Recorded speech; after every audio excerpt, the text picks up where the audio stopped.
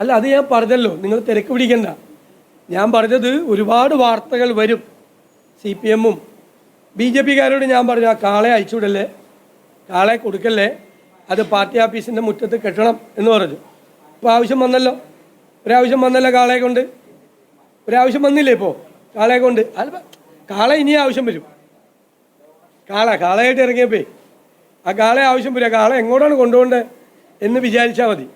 അതുപോലുള്ള കാര്യങ്ങളൊക്കെ വരും. ഞാൻ ബോംബെന്നൊന്നും ഞാൻ പറയില്ല, നിങ്ങളാണ് ബോംബെന്നൊക്കെ പറഞ്ഞത്. ഞാൻ പറഞ്ഞത് CPM സൂക്ഷിക്കണം, BJP കാളയെ അയച്ചുവിടരുത്, കാളയെ സൂക്ഷിക്കണം. ഇത് രണ്ടുമാണ് ഞാൻ അവരോട് പറഞ്ഞിട്ടുള്ളത്. അല്ല, അത് എല്ലാവരും വിശദീകരിക്കട്ടെ, BJP നേതൃത്വമൊക്കെ വിശദീകരിക്കട്ടെ. ഒരു ആരോപണം വന്നിരിക്കുന്ന ഒരു സ്ത്രീ അദ്ദേഹത്തിനെതിരായി ആരോപണം ഉന്നയിച്ചു.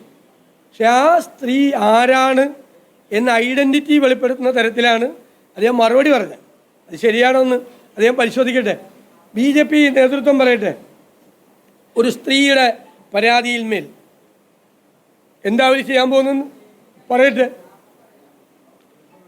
രാജീവ് ചന്ദ്രശേഖർ ഭയങ്കര പൊട്ടിത്തെറിയല്ലായിരുന്നോ രാഹുൽ മാങ്കൂട്ടത്തിൻ്റെ കേസിൽ വന്നപ്പോൾ?